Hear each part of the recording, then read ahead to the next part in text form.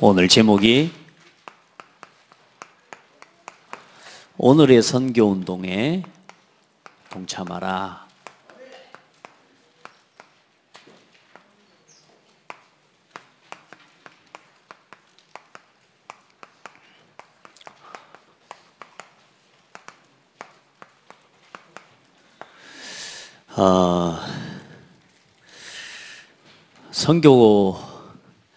선교가 여러분하고 어떻습니까? 멀리 있습니까? 좀 가까운 것 같습니까? 가까운 것 같아요. 여러분, 우리가 지금 선교가 아니었으면 저와 여러분이 이렇게 예배할 수 있는 자리에 있을 수가 없어요. 그런데 이 선교의 걸음을 통해, 또 전도의 걸음을 통해 저와 여러분에게까지 이 복음이 증거되고 전달된 거란 말이죠. 누군가는 이 복음을 전하고 전달하기 위해서 이 나라와 이 민족에까지 와서 복음을 전해준 선교사들과 선교의 걸음 때문에 우리가 지금 오늘 여기 앉아서 예수가 그리스도라는 지식을 듣고 복음을 듣고 그 예수 그리스도 이름으로 우리가 지금 예배하고 찬송할 수 있는 거예요. 아멘. 그래, 여러분, 우리가 선교하고 멀리 있는 사람은 아니에요. 왜냐하면 선교 때문에 살고 구원받은 사람이니까. 그러니까 이제 우리가 선교의 의미를 좀 생각하고 돌아볼 때, 선교는, 전도는 문화권이 같은 현장에 복음을 전하는 걸 전도라고 해요. 의미상으로. 그리고 선교는 이 문화권이 다른 지역, 문화권이 다른 현장에 가서 이 복음을 말하는 걸 선교라고 이야기하는, 똑같은 의미는 뭐냐? 복음을 전하는 겁니다. 복음을. 그러니까 더 중요한 의미가 뭐가 담겨져 있냐면 하나님께서 주신 중대한 미션입니다. 이 선교는 그래서 뭐냐면요, 하나님이 주신 미션을 가진 사람이에요. 하나님은 전 세계를 복음화하시기 위한 중요한 계획을 세우시고 한 사람 한 사람을 향한, 쉽게 말하면 이게 전부 뭔 이야기냐면 구원의 복음을 전파하는 겁니다. 그래서 한 사람 한 사람을 구원하는 구원의 복음이 뭐냐? 예수 그리스도입니다. 그래서 그 예수 그리스도 이름을 가지고 뭐요? 오늘 내게 주신 나의 현장, 그리고 내가 있는 지역과 나 자신의 개인 치유, 개인의 구원, 그리고 개인의 치유를 만들어가는 걸 보고 전도의 사역이라고 이렇게 이야기하면 되겠습니다. 그래서 내가 있는 현장에서, 내가 있는 지역에서 한 사람 한 사람에게 예수가 그리스도라는 이 복음을 전하고 이 복음으로 한 영혼을 구원하고 그 사람의 인생이 치유되어질 수 있도록 도와가는 사역입니다. 그러니까 여러분, 우리가 그 전도의 사역들을 끊이면 안 돼요. 전도의 사역이 우리의 삶에서 끊어지면 안 돼요. 다른 소식은 절대로 안 됩니다. 예수 그리스도, 예수는 그리스도, 예수만 그리스도, 이 복음을 전해서 이 현장을 살리고 개인과 그 개인의 현장을 치유하는 것입니다. 자, 선교는 뭡니까? 그러면 시대를 보는 거예요. 우리가 전도의 눈을 가지고 내 현장을 본다면 이제 선교는 뭐냐? 시대를 보는 거예요. 아멘. 내가 있는 이 땅도 바라보지만 복음이 없어서 무너져가는 저 땅도 바라볼 수 있어야 되는 거예요. 그래서 시대를 바라보고 이 시대를 향한 구원의 복음을 전달하면서 이 시대를 치유하는 사역이 선교다. 그래서 우리 성도들은 항상 내가 있는 현장과 시대를 살리는 전도와 선교를 같이 품고 살아가셔야 돼요. 여러분에게 그런 은혜가 있기를 바랍니다. 오늘 우리가 왜 모여서 예배합니까? 하나님께 예배하는 게 인간의 본분이에요.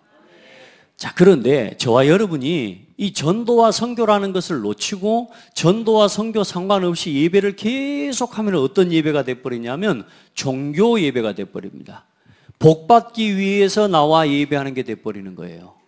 저와 여러분이 예배하고 저와 여러분이 힘을 얻고, 여러분, 우리가 예배하고 하나님께 영광을 돌리고 이 예배를 통해 여러분의 한 사람 한 사람 힘을 얻는 그런 은혜의 시간인 줄 믿어요. 여러분이 예배 나와서 시험 들고 가는 사람 있어요? 목사님, 저는 예배에 나왔는데 목사님 목소리만 들어도 막 이가 갈려요. 막 이런 사람 혹시 있어요? 그런 사람은 안 와야죠. 그래도 혹시 목소리가 이가 갈리더라도 오세요. 왜냐하면 복음을 들어요. 어느 날 복음 듣다 보면 이가 이제 싹 빠지는 날이 옵니다. 그러면 이제 갈 게 없으면 이제 그때 하나님 은혜로 이제 천부의 의지 없어 손 들고라도 오지. 근데 이제 사람 미워가지고 말씀 못 받고 은혜 못 받으면 안 되고.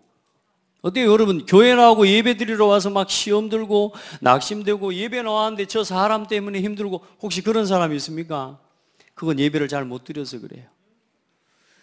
여러분요, 우리가 그러면 예배하고 은혜를 받고 여러분 이제 나와서 하나님 말씀 듣고 내가 하나님 말씀을 통해 오늘 목사님 통해서 어떤 말씀을 준비해 놨을까?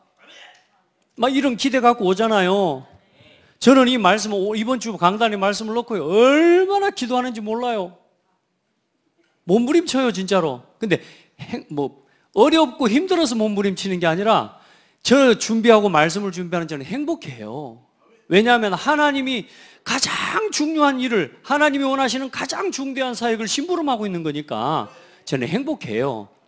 근데 이제 이 말씀을, 하나님이 원하시는 말씀을 하나님 우리 성도들에게 전달하시고 또 하나님 우리 성도들이 와서 답을 얻고 힘을 얻을 이 말씀을 여러분 심부름하는 데 있어요 굉장히 고민을 많이 해요.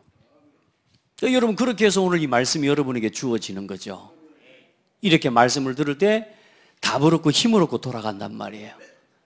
근데 단순하게 은혜 받고 좋다, 오늘은 좀 좋네, 오늘은 좀 영 아니네, 막 이런 기분에 사로잡혀서 신앙생활 하시면 안 돼요. 또 여러분 이 전도하고 선교라는 것을 놓치고 말씀을 계속 받고 예배를 드리기 시작하면 우리도 모르게 그냥 교회에 와서 이제 이게 종교처럼 와서 이제 하나님 나한테 복 달라고 하는 그런 신앙으로 머물러 버리는 겁니다. 그래서 우리 성도들은 절대 놓치면 안 돼요. 전도와 선교. 내가 있는 현장과 내 곁에 있는 한 사람을 구원 얻게 하는 그리스도의 복음을 전하는, 아멘. 그걸 뭐 전달자라고 그래. 뭘 전달해 줘야 되겠습니까? 진짜로 무너져가는 저 현장에 지금 가정 문제로 고통을 당하는 저 사람들에게, 경제 문제로 어려움을 당하는 저 사람들에게, 영적으로 사단에게 붙잡혀 시달리고 있는 사람들에게, 우울증과 각종 정신 문제로 고통을 당하고 있는 저 사람들에게 뭘 전달해 줘야 됩니까? 마음을 비워, 정신을 단단히 붙잡고 막 차리고 마음을 비워 하고 이렇게 말해줘야 됩니까? 그들에게 예수만이 그리스도다. 당신의 인생의 문제, 저주, 재앙, 사단의 손에서 사단에게 온 그 죄와 저주로 인해서 온 문제와 어려움, 거기서 건져낼 이름은 예수 그리스도밖에 없다. 여러분요, 그리스도를 말해주고 그리스도를 전달해 주는 거예요. 그 사역이 전도자요, 그 사람이 선교사입니다. 여러분은 현장의 전도자입니다. 날마다 이 전도와 선교의 언약을 놓치고 살아가면 안 돼요. 자, 그래서 저와 여러분은 흐름을 잘 타야 돼요. 흐름. 어떤 흐름입니까? 하나님이 하시는 참된 선교의 흐름 속에 여러분이 살아가야 돼요. 흐름을 잘 따라가야 돼요. 흐름 놓치면 중요한 걸 다 놓치게 됩니다. 자, 그래서 먼저는 뭡니까? 복음서라는 말은 마태, 마가, 누가, 요한입니다. 복음서에 나타난 선교입니다. 특별히 오늘 마태복음에 나타난 선교죠.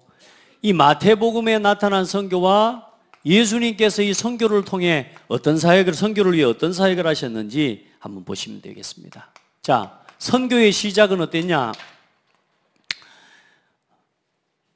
자, 요걸 배경으로 두고 말씀을 들으시면 돼요. 한 개인과 한 시대를 구원하시기 위한 하나님의 시작은 한 가문과 가정에서부터 시작되었어요.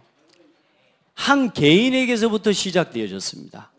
그래서 하나님이 모든 민족을 살리고 구원하시기 위해서 한 민족을 하나님이 선택하셨는데 그 민족이 이스라엘, 유대 민족입니다. 그러니까 지금도 유대인들은요, 하나님이 택한 민족이라고 하는 선민 사상을 갖고 있어요. 우리는 거룩한 민족이다. 굉장히 민족적인 자부심이 강해요. 굉장히 강한 정도가 아니고 정말로 강해요.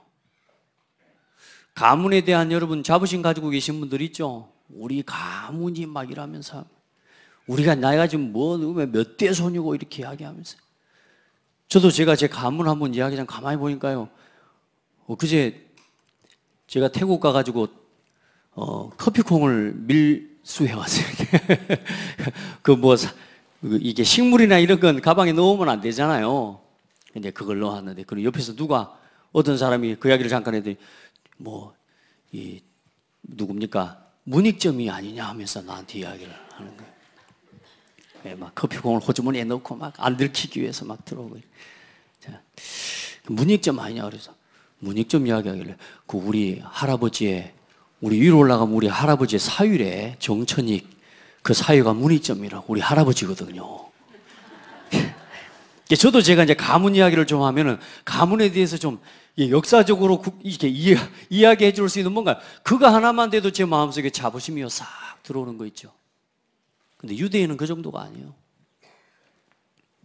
하나님께 선택받은 민족이라는 자부심이 있었어요, 이 사람들이. 근데 그게 하나님은 한 민족, 유대인만을 구원하시기 위한 유대인만의 하나님이, 이스라엘만의 하나님이 아니었어요. 하나님께서는 뭐 하기를 원하셨느냐? 그 결과는 뭐냐? 결론, 모든 사람과 모든 민족을 구원하기 위해서 하나님께서는 한 민족과 한 가문을 부르신 거예요.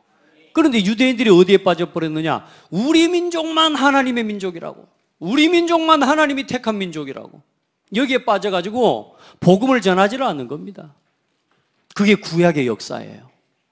그래, 이 선교와 하나님이 전도의 사명을 잃어버릴 때 하나님께서는 이스라엘 민족을 노예로 만들어서 애굽에 보내가지고, 노예로 보내가지고라도 하나님이 애굽에 복음을 전하게 하신 것입니다.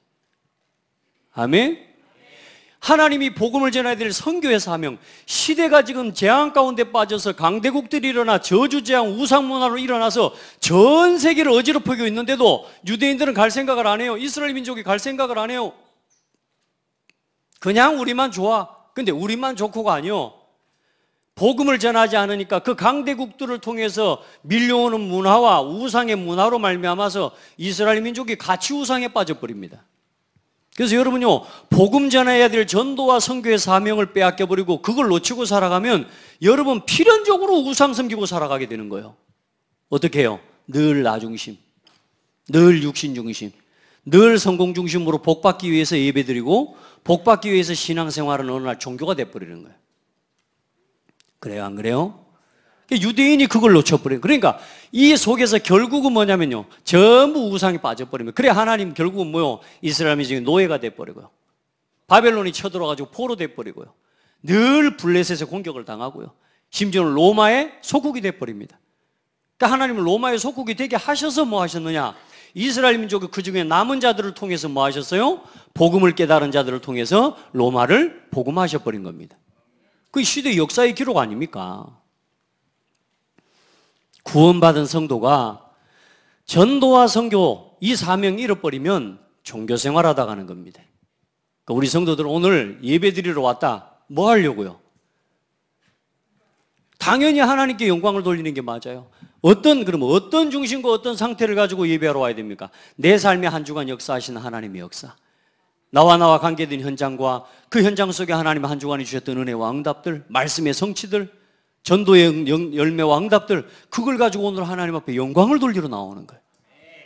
그리고 또한 하나님 말씀의 은혜를 받고 힘을 얻고. 목사님, 저는 전도가 어렵고요, 전도 잘 못해요. 아니요, 먼저 복음을 여러분이 누리는 것부터 전도의 시작입니다. 전도는 일이 아닙니다. 전도는 하나님이 하시는 겁니다. 누구를 통해서? 여러분을 통해서, 여러분의 삶을 통해, 여러분의 산업을 통해 하나님은 전도하기를 원하셔요. 자, 거기까지 나아갈 수 있는 은혜가 여러분에게 있기를 바랍니다. 자, 그래서 이게 마태복음 1장 1절로 25절에 보면 예수님께서 오시고 이제 아브라함과 다윗의 자손의 계보를 쭉 말씀하시죠. 예수님이 오시기까지. 그러면서 뭡니까? 이제 결과는 마태복음 28장 오늘 16절로 20절에 보니까 어디를 가라 그래요? 이스라엘 민족에게만 복음을 전해라 그래요? 아니요. 모든 민족에게. 너희는 가서 모든 민족으로 뭘 삼아? 제자를 삼아. 아버지와 아들과 성령의 이름으로 세례를 베풀고. 그래서 그 과정이 뭐냐? 그 과정을 완성시켜 놓으시고, 그러면 이 땅끝까지 모든 민족에게 복음을 전하는 이 일을 두고 우리가 어떻게 사역하고 어떻게 하나님의 인도를 받아가야 될지를 하나님께서 그리스도를 통해서 보여주신 겁니다. 그게 교회입니다. 교회를 세우시고 성령을 부으셔서 이제 땅끝까지 그리스도의 증인 되어질 수 있도록. 그래서 여러분요, 많은 사람을 부르셨지만 뭘 부르셨어요? 제자를 부르시고 제자를 세우신 거예요. 그래서 여러분, 제자가 모든 것의 키입니다. 예수 그리스도의 제자 되시기 바랍니다. 그래서 그 한 사람 한 사람 어부, 저 촌놈들, 말하자면 아주 세리 마태와 같이 아주 버림받은 자, 나 육신 성공 중심으로 완전히 무너져 버린, 민족도 버리고 민족에게 버림을 받은 자, 신앙도 버려버린 이 사람, 그 사람을 찾아, 그런 사람들을 하나님 부르셔서 제자로 삼으셔. 잘하는 사람. 있을 것 같으면 좀 유대여든 고위 관리나 또 중요한 이렇게 서기관 바리새인 이런 사람들 얼마나 똑똑합니까? 있을 것 같으면 그런 사람 찾아가지고 예수님 좀 부르셔야 될 건데, 저 거기 그 배 타고 고기 잡는 어부를 무시하는 건 아닙니다. 근데 배 타고 고기 잡는 어부, 이제 말하자면 그거 하나 가지고 먹고 사는, 거기에 모든 걸 걸고 살아가는 그 고기잡이 어부 베드로, 안드레, 야고보 이 친구들을 찾아오셔요. 나를 따라오너라 그러니까 배와 그물을 버려두고 예수를 쫓으니라. 이런 이제 앞뒤도 생각을 안 하는 인간들을 하나님 부르신 거예요. 계산은 좀 해봐야 될 거 아닙니까? 따라가면 맞나? 내가 이게 있는 게 계산성으로 맞나? 기본적으로 좀 생각 좀 해봐야 될 건데 따라와 그러니까 따라가 본다니까요. 이런 생각이 없는 사람들을 하나님 부르셨어, 말로 하자면. 또 마태라고 하는, 지난주에 봤지만 제자는 어떤 사람이요? 완전히 세관, 동족들에게 버림받은 사람. 생각해 보세요. 나를 아주 버림받은 이상한 사람하고 비교를 한다. 그럼 자존심 상하잖아요. 근데 세리라고 하는 직분은 뭐라고요? 창녀들하고 비교할 때 같은 동급으로 두고 이게 불렀던 사람이 세리요, 세리. 그게 세관이란 말이에요. 그러니까 그만큼 유대인들에게 있어서 핍박을 받고 유대인들에게 있어서 욕을 듣는 사람이요. 그런 쉽게 말하면 유대인이 제일 싫어하는 마태를 또 부르셔. 좀 인정도 받고, 동네에서 좀 이렇게 사람 놀이도 좀 하고, 사람 행세도 좀 하고, 이런 사람 좀 불러서 인간적으로 좀 훌륭한 사람을 불러서 하나님 쓰셔야 될 건데, 어때요? 완전히 버림받은 사람. 왜요? 여러분, 똑똑한 사람은 똑똑한 것 자랑합니다. 자기가 배운 게 많은 사람은요, 배운 지식 자랑하게 돼 있어요. 아무리 안 한다 그래도 내가 가진 것 자랑합니다. 예수님은요, 아무것도 자랑할 수 없는, 또 아무것도 자랑할 것이 없는, 그냥 예수만 자랑할 사람을 찾아오셨어요. 혹 공부도 잘하고 똑똑한데 복음 자랑할 수 있는 사람이 있다면 찾아오셨겠죠. 그 사람이 바울이거든요. 근데 대부분의 사람들은요, 배운 거 조금이라도 배우면요, 배운 거 자랑합니다. 근데 자기 자랑하지 않고 나를 구원하신 그리스도의 은혜만 자랑할 사람들을 하나님 찾아오신 거예요. 오늘 여러분은 어떤 사람들입니까? 여러분 자랑거리 많습니까? 나는 아무것도 없어요. 그런 사람들 아닙니까? 저 자신요, 저는 자랑할 게 아무것도 없습니다. 할 게 있다면 늘씬한 거 하나밖에 할 게 없습니다. 빽빽한 거밖에 자랑할 게 없어. 제가 제일 자존심 상할 때가 언제냐? 내가 반바지를 입고 걸어가는데 뒤에서 따로 나가시더니 진짜 다리 날씬하다면서 얼마나 상처가 됐는데 제가 반바지를 그 뒤로 안 입습니다. 잘. 근데 요즘은 치유가 돼가지고 이제 반바지를 좀 입습니다만요. 아가씨들이 탐내는 다리입니다, 제 다리가. 자, 그건 자랑거리도 안 되지 않습니까? 여러분, 그리스도만 자랑할 수 있어요. 그 사람을 하나님 부르신 거라니까. 여러분요, 한 가문, 여러분을 한번 비교해 보세요. 그러면 하나님이 나를 부르셨단 말이에요. 하나님이 여러분을 부르셔서 하나님 원하시는 이 전도와 선교 운동에 하나님 쓰임 받게 하시려고 오늘 여러분을 이 제자들과 같이 오늘 뭐 하셨어요? 부르신 겁니다. 그렇게 이 자리에 나와 앉아 계신 거예요. 저는 확신해요. 창대교회는 아무나 오는 교회 아니에요. 옆 사람 봐봐요. 그 사람 아무나 아니요. 하나님이 확실하게 선택하셔서 오늘 부르신 사람들이요. 그래도 안 믿는 거 봐봐. 내가 왔는디 여러분이 온 게 아니라니까요. 이 전도와 선교의 걸음이 없이는 단 한 사람도 이 자리에 앉아 있을 수가 없어요. 그러면 전도와 선교는 누가 하신다고요? 하나님이 하시는 거란 말이에요. 그러면 하나님이 하시는 일 속에서 여러분이 오늘 여기 오게 된 거라 그 말이에요. 그 말은 하나님이 여러분 한 사람 한 사람을 택하시고 부르신 거라 그 말입니다. 지나가다가 괜히 추워서 들어온 사람 없잖아요, 여기. 그렇죠? 하나님의 절대적인 계획 속에서 하나님이 여러분을 부르신 거예요. 그 사실을 믿고 이제 오늘부터 내가 나 육신 성공 중심으로 살아가던 이 나의 상태를 바꾸고 이제 하나님 앞에 기도해요. 저와 여러분이 하나님이 너무나 중요한 이 선교 흐름 속에 여러분이 있는 사람이 됐어요. 먼저는 보세요. 우리 한국, 하나님의 한 시대의 선교 역사 속에 있는 대한민국입니다. 여러분 보세요. 우리나라, 우리 민족이 복음이 그냥 이게요, 오래전에 들어온 게 아니에요. 선교 역사를 보니까 어떻게 기록되어 있냐?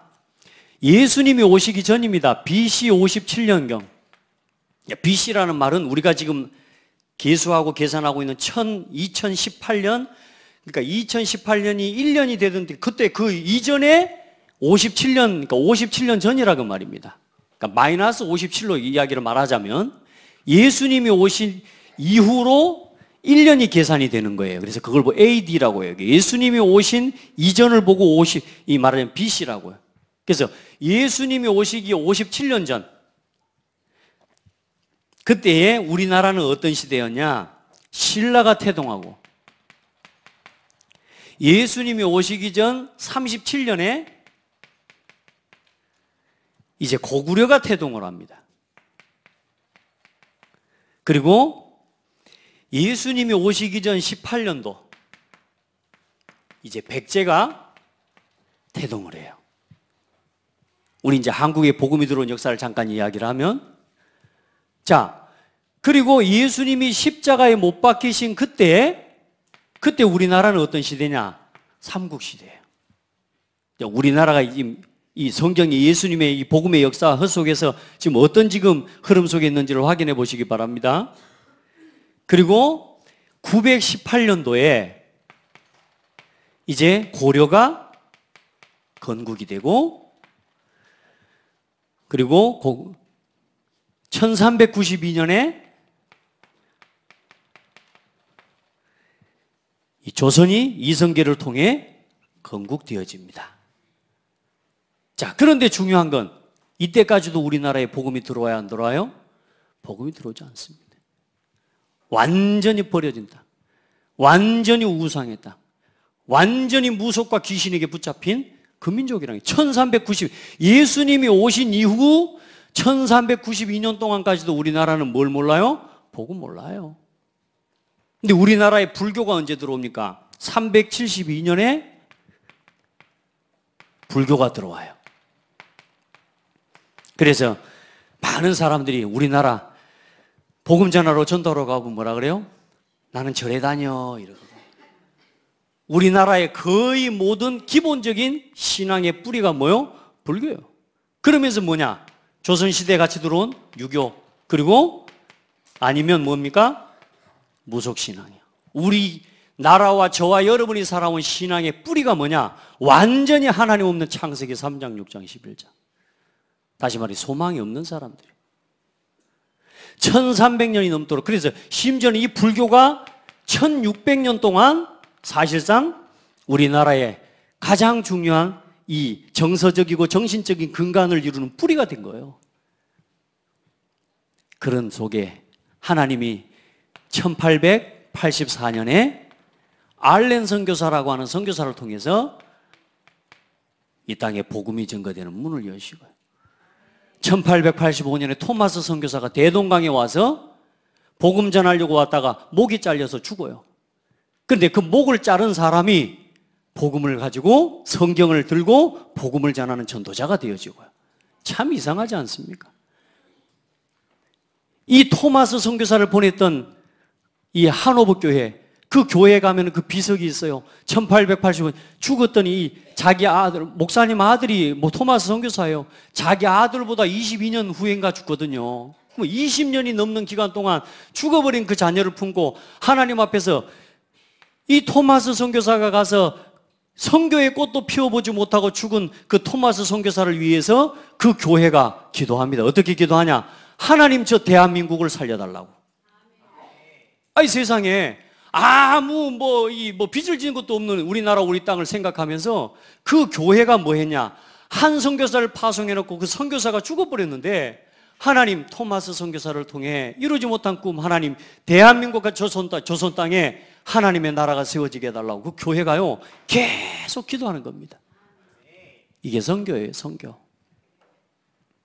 그 선교의 걸음을 통해 하나님이 우리나라에 복음이 들어오고, 언더우드라고 하는 선교사, 여러분 한번, 제가 시간이 없어서 다 읽어드릴 수가 없는데, 언더우드 선교사가 우리 땅에 와서, 우리나라에 와서 그 썼던 글을 한번 읽어봐야 돼.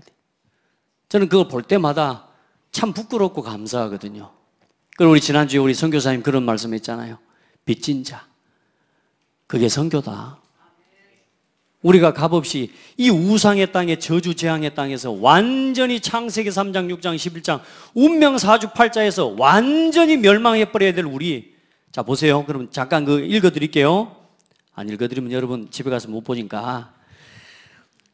외국인 선교사가 우리나라에 와서 봤던 우리 민족의 모습이고 어쩌면 저와 여러분의 모습이에요.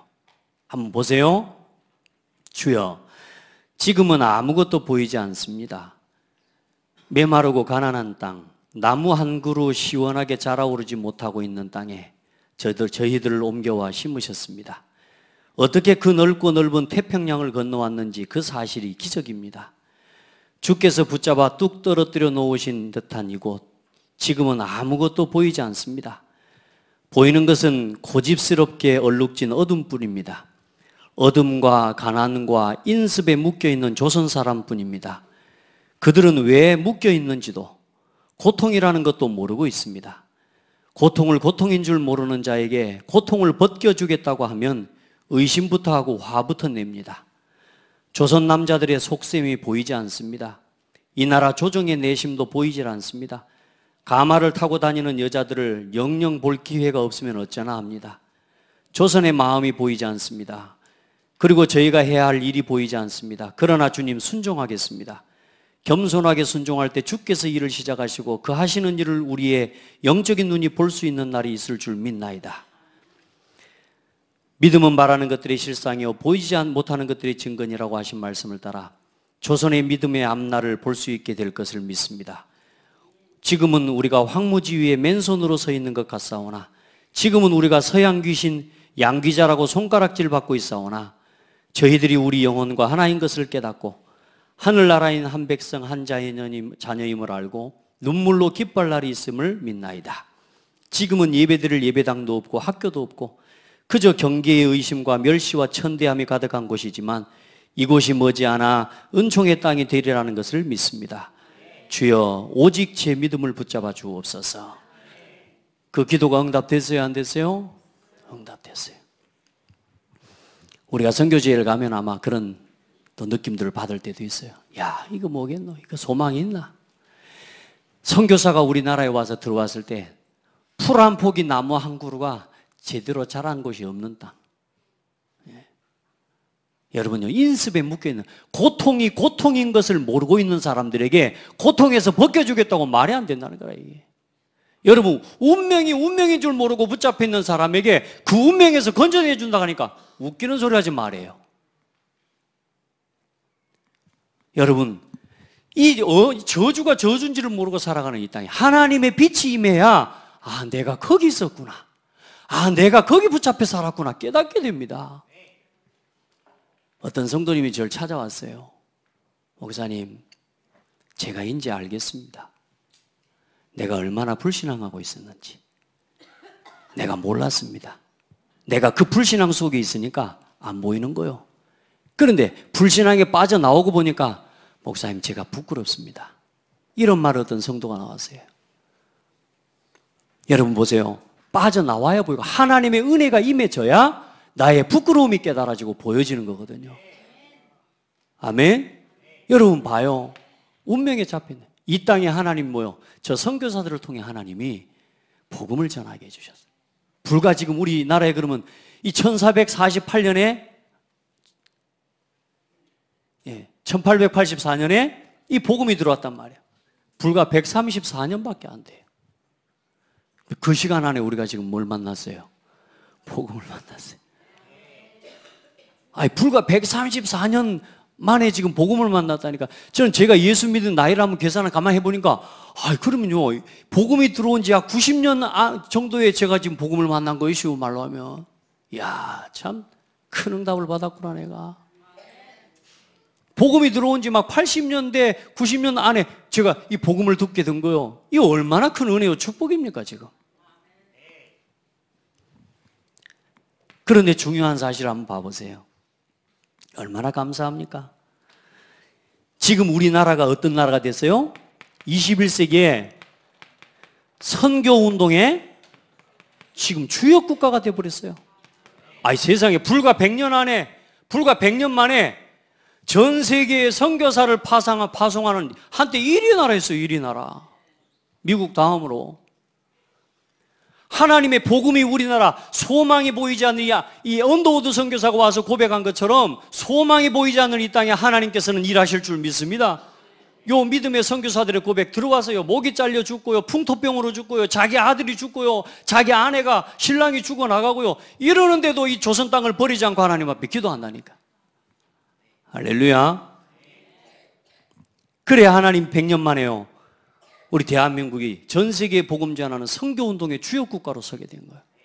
그 정도가 아닙니다. 놀라운 사실은 복음을 받고 깨닫기도 빨리 하는데 변질되는 것도 빨라요. 우리 대한민국이 100년, 130년 기독교 지나가는데 어떤 일이 일어나고 있어요? 지금 한국교회 대부분이 통합운동하고 있습니다. 한국교회 대부분의 교회, 전 세계 교회 대부분의 신학교가, 우리 대한민국의 신학교 대부분 절반이 넘는 신학교가 뭐하냐? 예수 그리스도 밖에도 구원이 있다고 말하는 신학을 가르쳐요. 대놓고는 말 안 합니다. 성도들 앞에서 대놓고는 예수 밖에도 구원이 있다고 말 안 한다니까요. 그런데 그렇게 가르치는 신학교가 절반이 넘어요.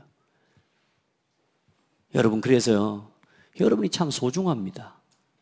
그래 하나님이 저와 또 우리 단체와 우리 교회를 모든 민족을, 올해 선교대회 주제입니다. 치유하는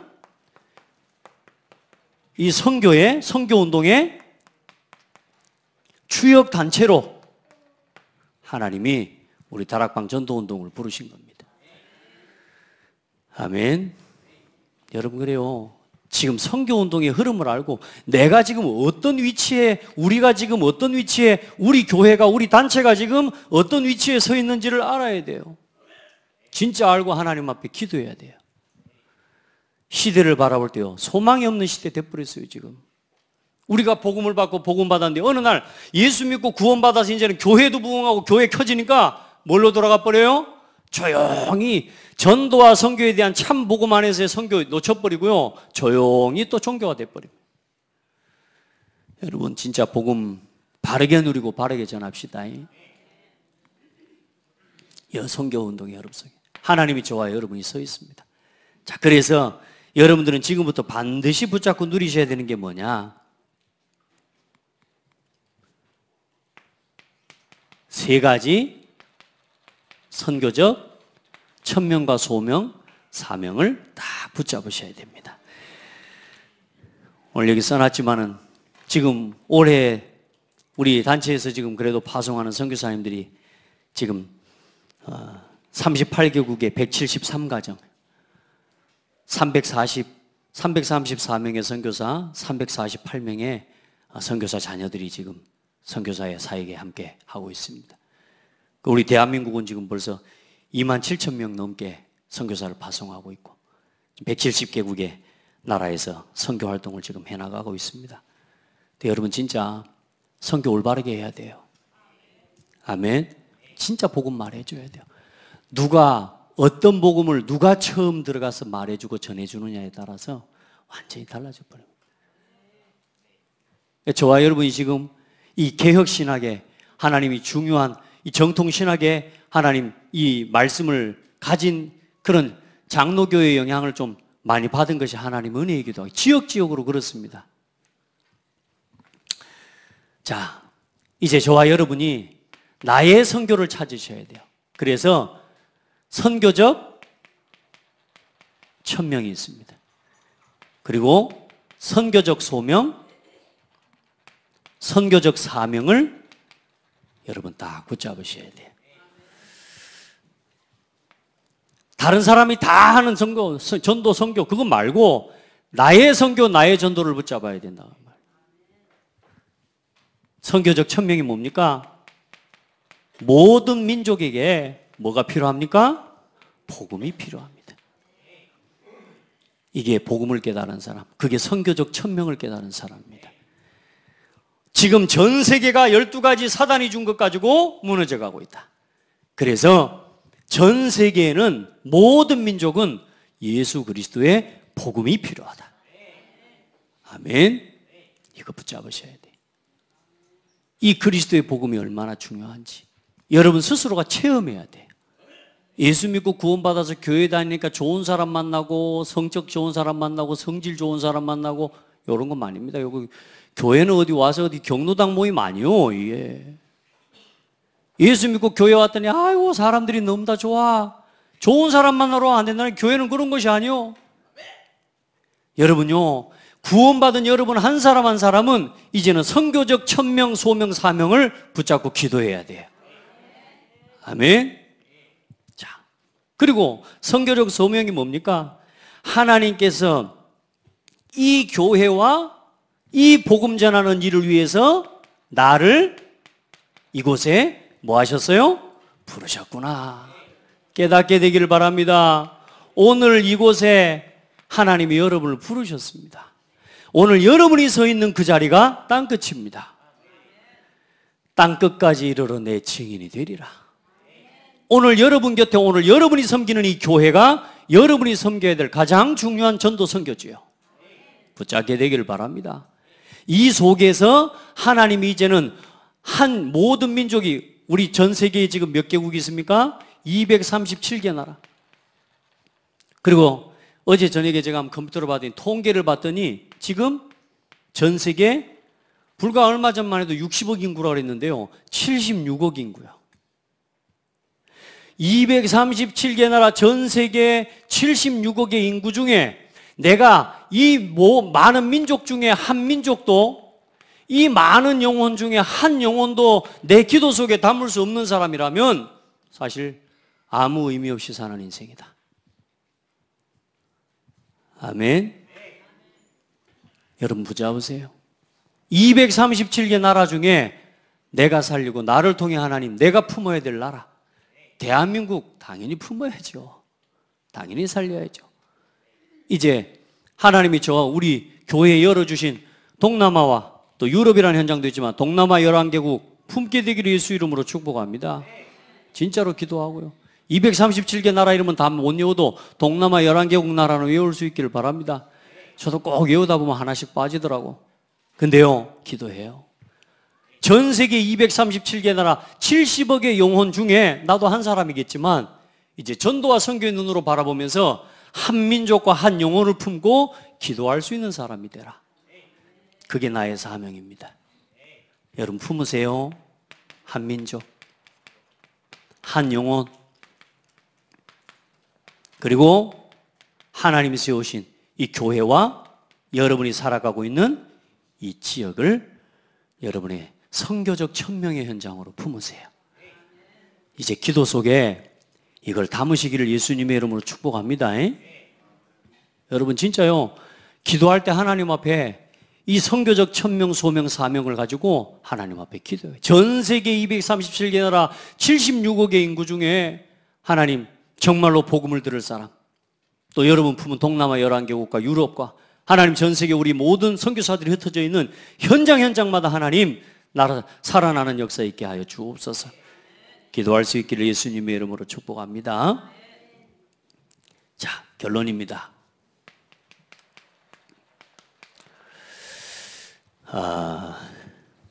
모든 민족을 취하는 선교운동의 방향입니다. 많은 사람들이 그래요. 어떤 사람들은 뭐 선교가 어떻게 합니까? 우리 사정이 안 되는데 교회 형편도 안 되고 어렵구만. 여러분 교회 형편 맞춰서 전도하고 선교하는 거 아닙니다. 선교와 전도는 지출이다 아니다? 지출 아닙니다. 어제 그런 말씀 하시더라고. 우리가 우리 자녀들을 키우는데 지출로 생각합니까? 그렇지 않거든요. 여러분 전도와 선교는 지출 아닙니다.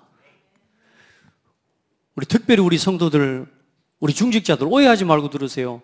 여러분요, 계산대로만 하면 안 됩니다. 여러분 계산대로 전도하고 계산대로 선교하는 거 아니에요. 제가 그렇게 생각해요. 1 곱하기 1은 1이죠.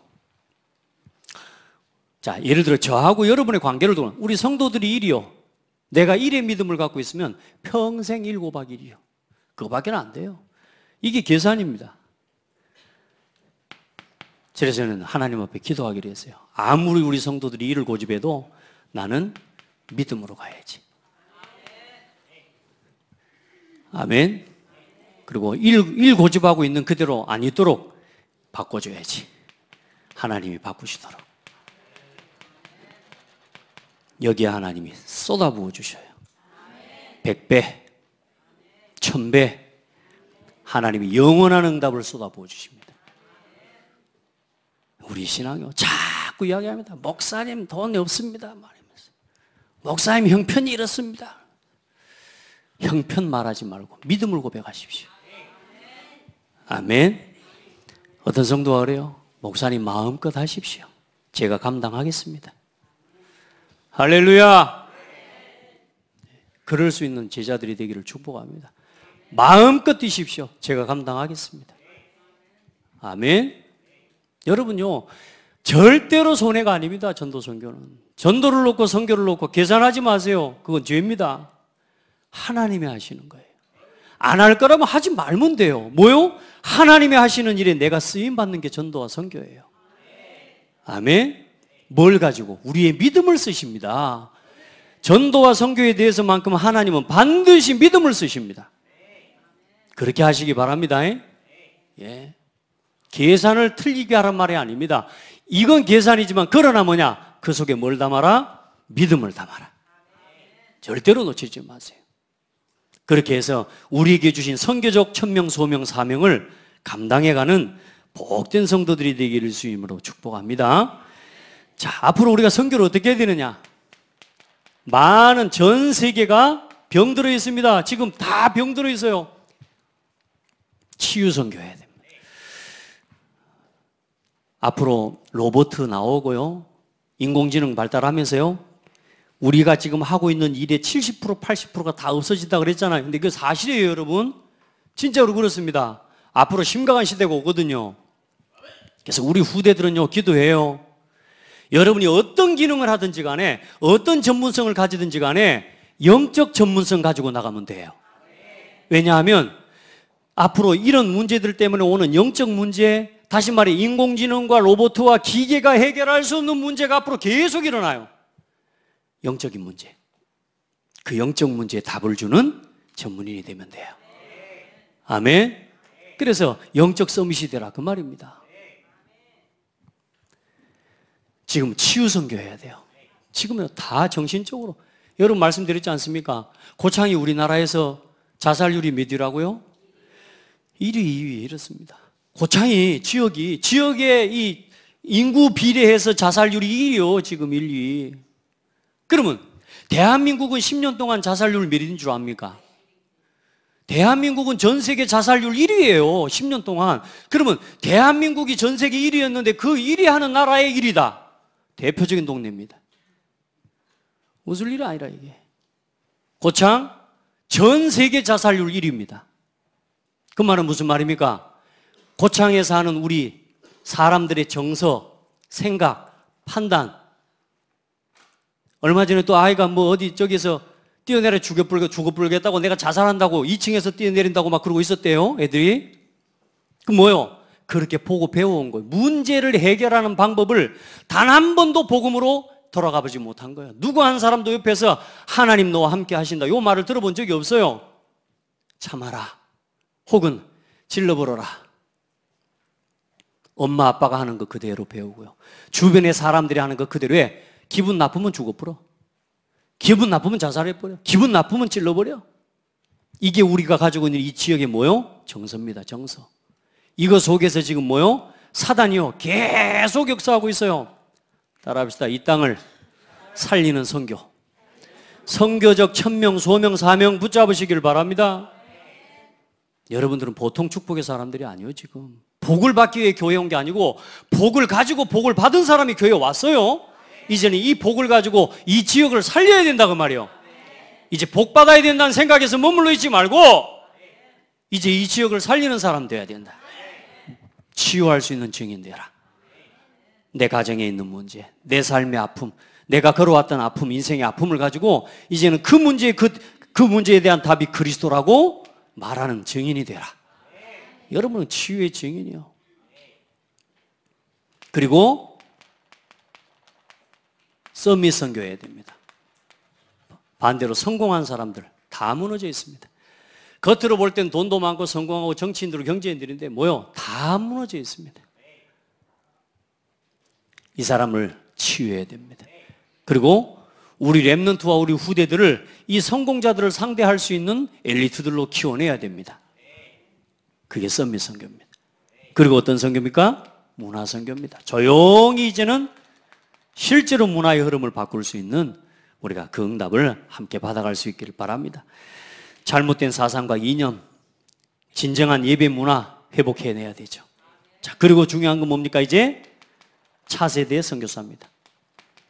세워야 돼요. 그래서 선교 문화가 완전히 정착되고 지금 우리 렘넌트들이 이제 선교의 꿈을 꾸고 비전을 꿈꾸는 렘넌트들이 나오고 이 차세대 목회자 선교사 나오는 은혜가 있기를 축복합니다. 지금 저 2층에서 우리 렘넌트들만 쫙 앉아가지고 지금 메시지 듣고 말씀 듣고 있어요. 지금 다 한번 보세요. 지금 여러분요, 우리 후대들 속에서 이제는 차세대 목회자 선교사 나와야 돼요. 진짜 복음 전하. 이런 가슴을 가진 렘넌트들아, 나 너희들한테만 이야기할게. 어디 있노 렘넌트다. 목회가 제일 행복하다. 뭐 목회 힘들다니까 그게 전부 모르는 사람들이 이야기야. 목사가 제일 행복하다. 겸비가 보이는데.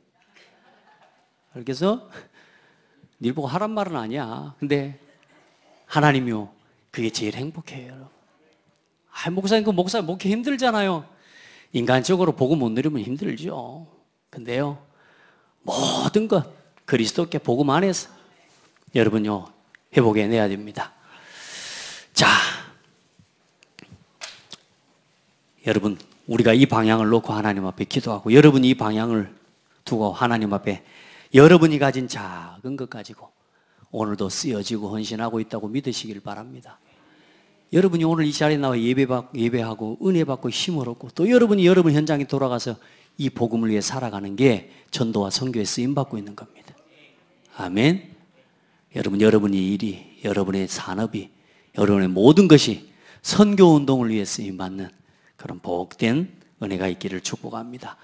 특별히 이번 주도 보니까 명절이 또 있어요. 선교대회랑 이렇게 명절이 끼어 있다 보니까 저는 명절을 사실 지금 뭐 별로 눈에 오도 안 해요, 지금. 근데 여러분 가정마다, 가문마다 진짜 그리스도의 빛이 비치는 그런 캠프 되기를 바랍니다. 그리고 선교 캠프 멋지게 하고 주일날은 예배로 오시기 바랍니다. 기도하겠습니다. 하나님 감사합니다.